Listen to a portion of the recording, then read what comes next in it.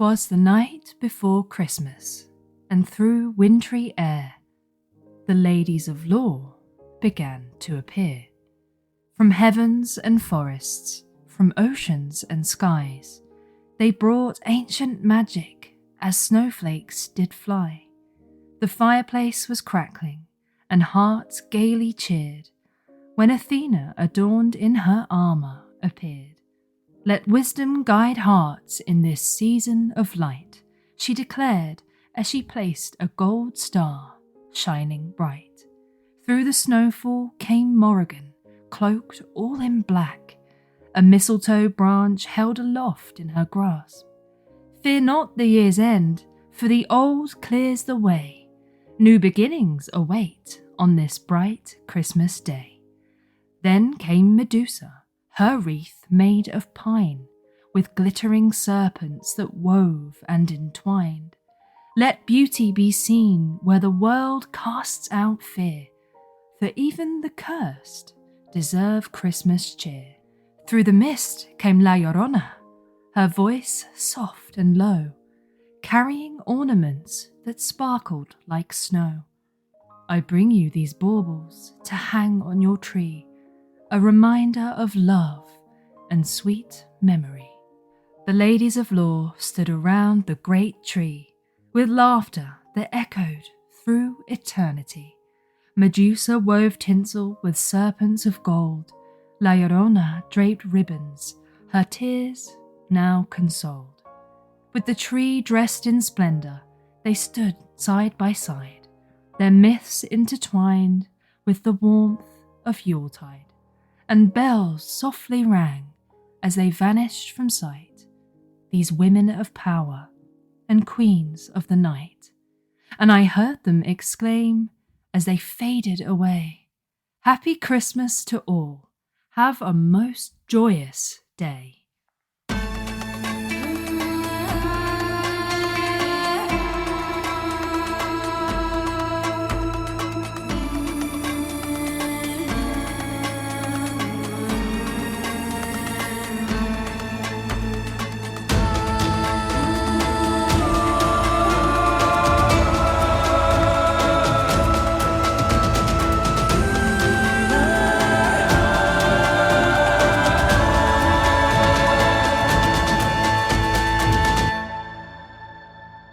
Hello and welcome back to Ladies of Lore, the podcast where we do deep dives into the stories of all of the most interesting women in mythology and folklore from all over the world. If you're new, welcome on in, and if you're returning back, thank you for coming back.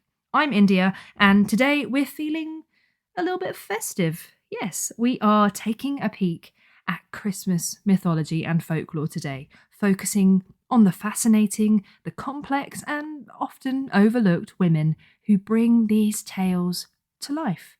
From benevolent goddesses to chilling and scary old witches, the women of Christmas mythology embody the spirit of the season in all its light and darkness. Now, there are actually quite a lot of festive ladies of lore, so the plan for this episode is to cover a few of them, but slightly briefly, and by no means am I covering all of them because there are a lot.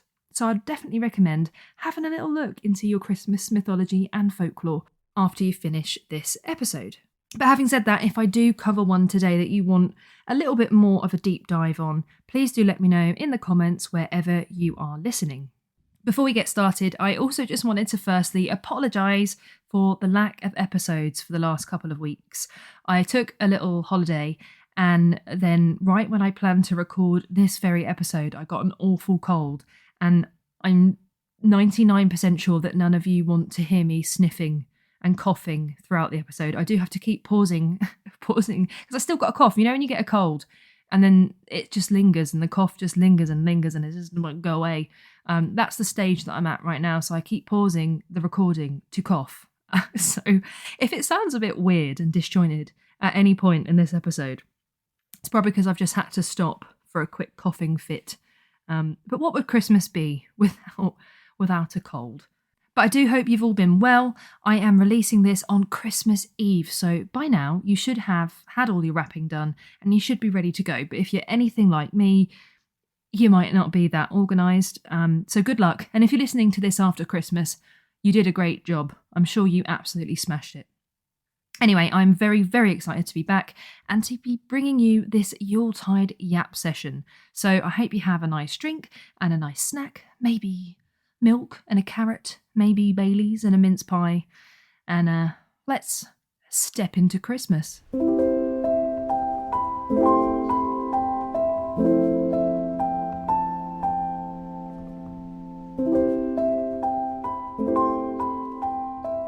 Let's start today's episode off with one of the darker ladies of Christmas folklore. Firstly, I'm going to take you to the Alpine regions of South Germany and Austria, where we can find Perchta or Birchta, also sometimes known as Bertha and sometimes as the spinning room lady. And Perchta is truly a terrifying figure in Alpine folklore, and she's depicted as an old haggard crone, sometimes with a quite ridiculously curved and beak-like nose, and always with the foot of a goose. So she's not really the best to look at. She's pretty scary, if I'm honest. It's not giving Christmas. So how is she actually related to Christmas? Well, some have described her as the wife of Krampus, and if you've not seen the movie Krampus, put it on your Christmas watch list. It's a fun one. But actually, that's not really accurate at all. And more recently, she's been dubbed as the Christmas Witch, but there's a lot more to her than that. And Perchta is said to wander the countryside in the bleak midwinter, obsessed with spinning and just household chores in general. She loves a chore. Give her something to do, she thrives. So to Perchta, nothing is more important than your house being clean and tidy, and this is very, very important, all of your flax must be spun by Twelfth Night or Perchtentag. And punishment for not having all of this done is pretty extreme. So if your house isn't clean to Perchta's impeccably high standards, she might just slit your stomach, rip out your guts, and replace them with a variety of rubbish, including, but not limited to, straw, glass, and stones.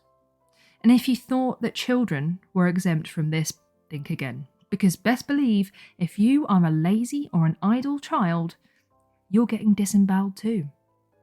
But not only can Perchta be cruel, terrifying, and downright murderous, she does also have that dual nature that we've seen in so many of our ladies of lore. And if children have been good, she presents as a beautiful young woman, and she leaves them a silver coin. Which, not going to lie, it does sound better than having my insides replaced with straw, so I guess she probably did serve as a good motivator for kids to be good and to do their chores. So if your flax is spun, your loom safely stored in its loom case or specially dedicated loom cupboard, and the house is spotless, and you've scrubbed the floors, you've cleaned the dishes, freshly laundered all of your sheets, then it's time to relax and bask in the knowledge that your innards are not becoming outards. Well, not really, because you've also got to leave Perchta a little treat. Because what is Yuletide, if not the time for a little treat? So please, once the cleaning is done, make sure that you leave something out for Perchta. I've heard some of her favourites include dumplings in herring, porridge, also with herring, eggs, or just more dumplings. And sometimes she likes it if you could possibly leave those dumplings on the roof. Then you'll be okay. Then you'll simply be having a wonderful Christmas time.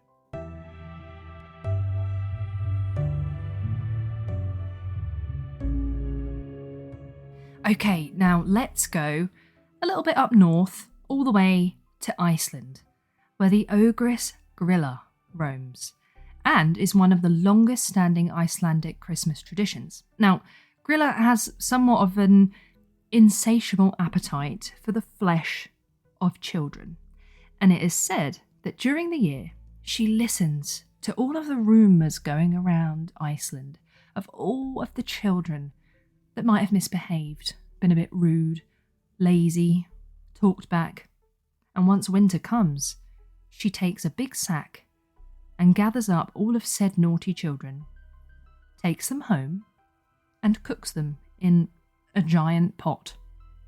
And they make the most delicious stew that sees her all the way through until next winter comes around. I don't know if anything else is put in the stew, but I'd like to think that there are some vegetables, maybe some potatoes, some seasoning. But either way, the children are they're the focal point of the dish. The stew is very child flesh forward. And that is enough. That sustains her right through. And children in Iceland were actually so scared.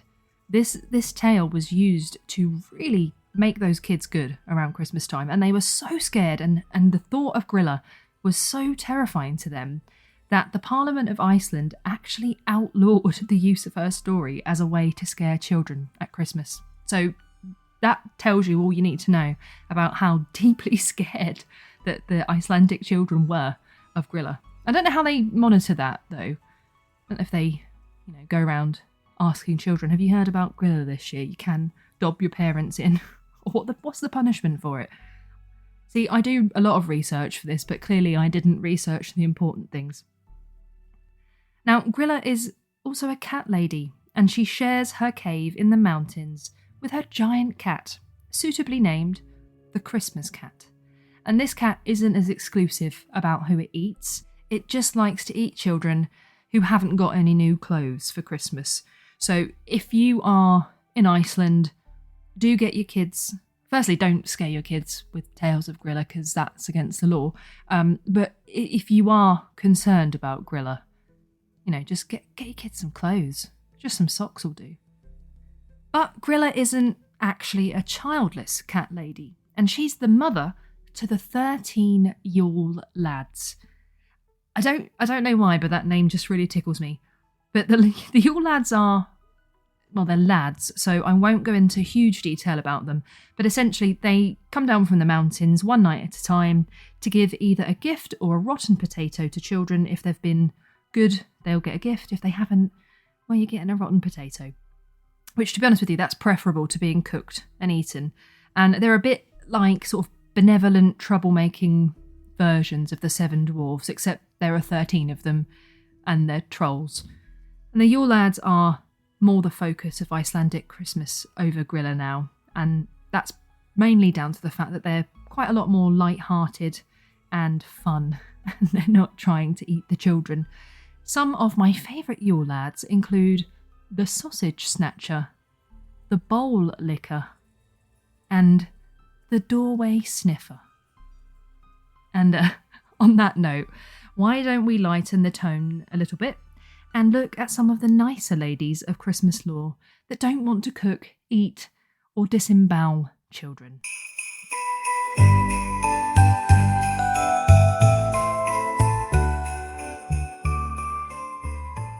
I'm going to take you now to Scandinavia to talk about Santa Lucia, or Saint Lucy, who is celebrated every year on the 13th of December. This day, or St. Lucia's Day, is a celebration born from stories of how Christianity came to Sweden and can be tracked back to the 4th century. Now, legend has it that St. Lucy brought food to the Christians hiding in the Roman catacombs, lighting her way with a candlelit wreath on her head, so her hands could be free to carry as much food as she possibly could. And she was killed by the Romans in 304 CE due to her Christian beliefs, and as such that makes her one of the earliest Christian martyrs.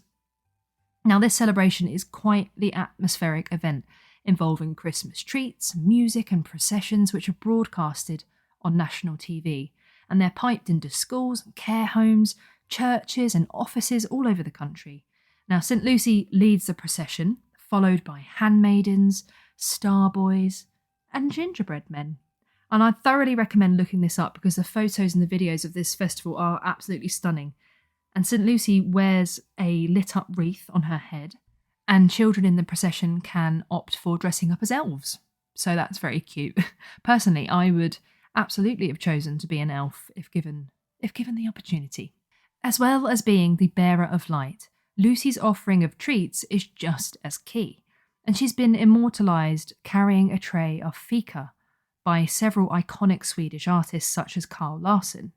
I would recommend having a look at this artwork because it shows her carrying lots of these biscuits and treats, and there's this sort of S-shaped bun called a lussacat, which is almost like a cinnamon bun in a way.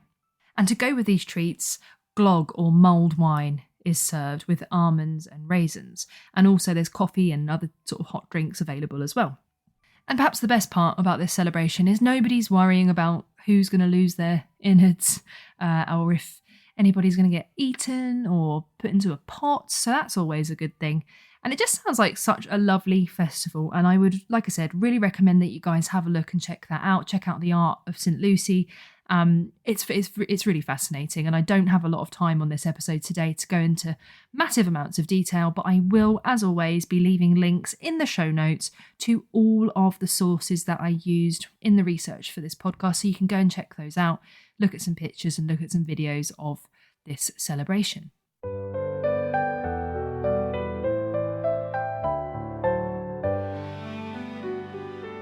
And we're going to Italy now for another lovely lady of Christmas lore, and she's aptly named the Kind Witch, although her official name is La Befana. La Befana is a very well-loved icon of the Epiphany season in Italy, and it's thought that her name derives from the word Epifania, and some believe that she's a Christianized take on the Roman goddess Sabine. The story goes that Befana was in her cottage sweeping the floor. I feel like there's been so many chores in this episode. Everybody's doing chores, except me. Anyway, she was sweeping the floors when she looked out of her window and she saw the brightest of lights in the dark night sky. And she took a second to look at this light, thought it was a bit weird, but just went back to sweeping and finishing up her housework, because if there was one thing she loved, it was having a spotless floor. And whilst in the middle of finishing up this housework, she heard a knock at her door. Opening it, she was a little bit perplexed to see 3 kings standing on her doorstep, and they told her that they were following the bright star in the sky, which was leading them to Bethlehem, where a very special baby awaited. And they were bearing gifts. They had some gifts to give this baby, and it was very important that they got there to give the baby those gifts. And Befana was amazed by the whole story that they told her, and she offered to give them directions, and as a thank you, they offered to allow her to accompany them to meet the baby. But Befana declined because she had too much housework to do. She was very dedicated to the housework. And the kings understood this. So Befana gave them shelter and food for the night, and in the morning, when they set off for Bethlehem, Befana had sort of an epiphany, if you will, had a bit of a change of heart, and she thought, how could I let them go? How could I miss out on such an amazing opportunity? So she grabbed her broom and she grabbed a basket of gifts for the baby, and she ran as fast as she could, but she could never catch up with the kings. And it's said now that on the night of the 5th of January, Befana is still trying to catch up with the kings and to deliver these gifts to the baby Jesus. On her journey, she leaves treats, mainly chocolates, for well-behaved children, and if you're naughty, you're getting coal, onions, garlic, or even the very worst thing that she could think of, a single straw from her broom. And she enters houses through the chimney where she can, a little bit like Santa, but she can always find a way in, so don't worry, if you've not got a chimney, she will use her witchy magic to find a way in. And as an extra kind gesture, if you've been really, really good, she will sweep the floor before she goes. She's quite cute, really. She's quite a nice lady. And I would definitely encourage you to Google her because she is also adorable. She's this little witch on a broom. And although she does have this sort of stereotypical witchy chin, mole, big nose combination, she always has this little smile on her face, which you just kind of trust her. So naturally, every year, children are very, very excited to get their visit from La Befana, and they eagerly hang up socks, ready to be filled with all of the treats after they've gone to bed, following the Feast of Epiphany. And not only this, there are several festivals held all across the country, with the biggest being in Urbania, her traditional home. On January the 5th of every year, About 50,000 people gather in the streets to sing, dance, and many of them actually dress up as Befana, handing out sweets to children in attendance. And there's something so wholesome about La Befana, and I can just imagine how excited I'd have been if I was a little Italian child, mostly because I did have a bit of a passion for chocolate, and I still do, but it just seems like such a lovely, lovely celebration.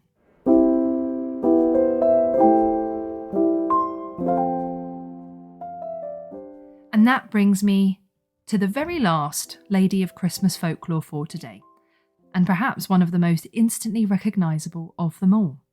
It's the one. It's the only. It's Mrs. Claus. I hope you didn't think I'd be doing a Christmas episode without mentioning Mr. Claus' better half, did you? So you may very well know her as Santa's wife, but I'm here to tell you that she is so much more than that. And really, we need to be putting some respect on her name. So Mrs. Claus wasn't always there alongside Santa, and the very first mention of her actually came in 1849, where she appeared in a short story titled A Christmas Legend by James Rees. In this story, an elderly couple carrying bundles on their backs are given shelter by a family on Christmas Eve. In the morning, the family awakes to find their living room full of gifts, and the couple is revealed not to be Santa and his wife, but in fact the long-lost daughter and son-in-law of the hosts, in disguise. So this isn't really an introduction of the Mrs. Claus we know today, but it's the first place we see mention of Santa's better half. And Mrs. Claus went on to be mentioned again in the comic The Metropolites in 1864, where she appears in a dream, wearing Hessian high boots, a dozen short red petticoats, and an old large straw bonnet, bringing gifts of fine clothing. And you can kind of almost see the resemblance to modern day Mrs. Claus there, with those red petticoats and her kind nature with the gifts. So getting a little bit closer to the Mrs. Claus we know now.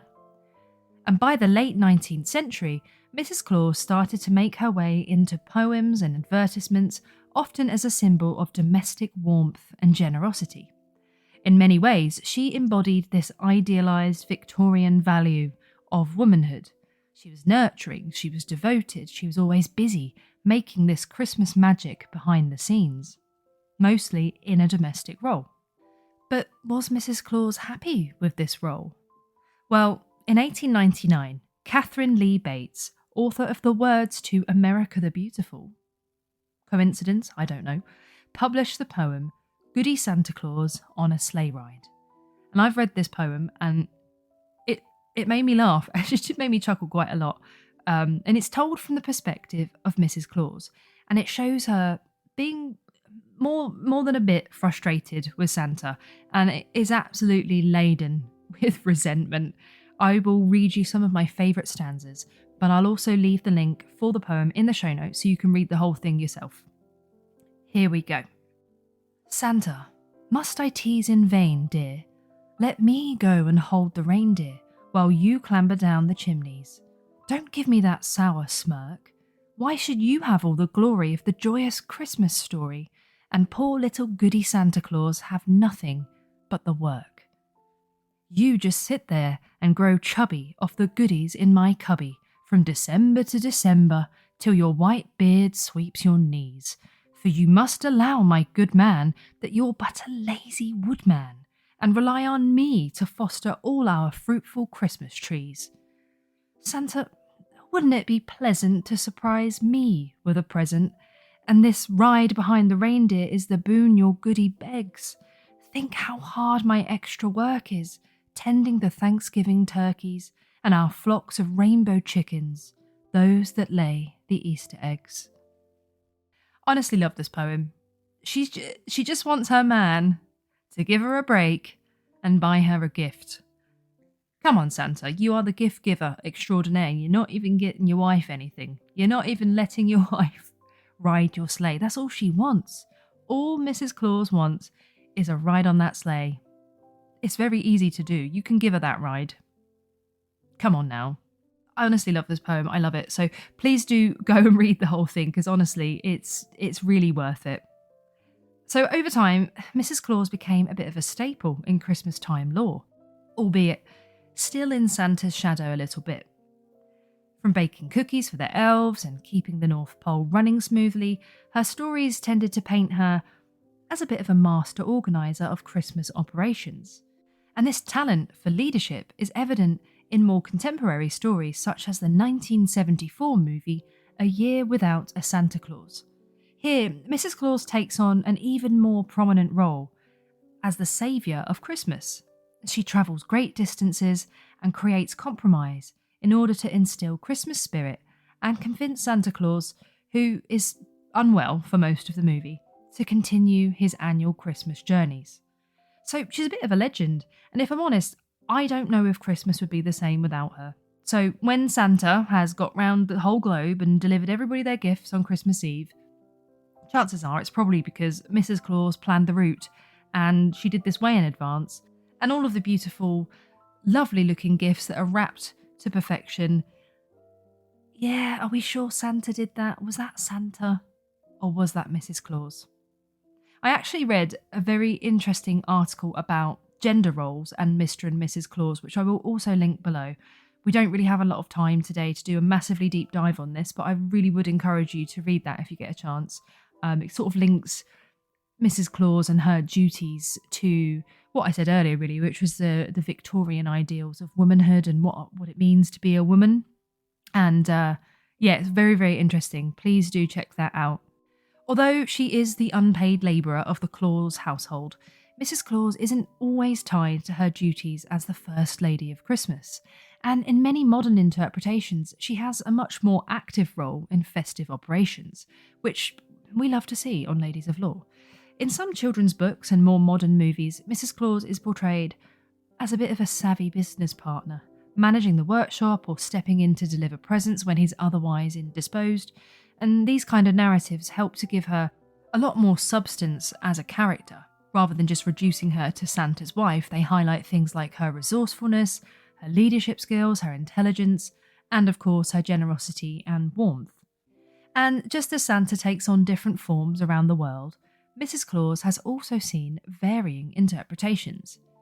In the US, in the UK, and much of Western Europe, she's the quintessential cookie-baking grandmotherly figure. But across the globe, she's often more representative of local cultures and customs. For instance, if we go back to Scandinavia, her role merges with that of the Nis, or female house spirits, who ensure the holiday season runs smoothly. And in parts of Eastern Europe, Mrs. Claus is reimagined as a wise old crone, who represents the balance between winter's harshness and holiday's generosity. And then there's Japan, where Christmas is less tied to traditional Christian iconography and more to romantic celebrations. Here, Mrs. Claus is occasionally portrayed as a bit more of a fashionista, a bit more of a fashionable counterpart to Santa, often more aligning with Japanese pop culture trends. So while Santa Claus might be the face of Christmas, perhaps it's Mrs. Claus who's really at its heart. She's the backbone of Christmas, helping Santa with the organising, the cookie baking, the elf leading and the route planning. And even if she does sometimes have to vent her frustrations of not getting all the glory, she still perseveres, year after year. So perhaps, when you're leaving out some snacks for Santa Claus this year, maybe consider leaving some for Mrs. Claus too. I think she'd appreciate just being noticed.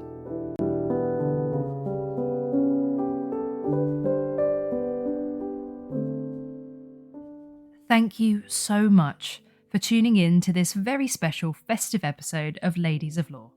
I am genuinely so excited to be back with you, and I'm so happy to have been able to tell you about some of the lovely ladies of Yuletide lore. If you are celebrating, I hope that you have a wonderful, warm and very Merry Christmas filled with food and fun and gifts and family and love and all of the wonderful things that you deserve. And if you're not celebrating, I hope you're well and I hope you have a very restful time over the holiday period. I will see you next time, where we'll unravel another thread in the rich tapestry of women in mythology and folklore.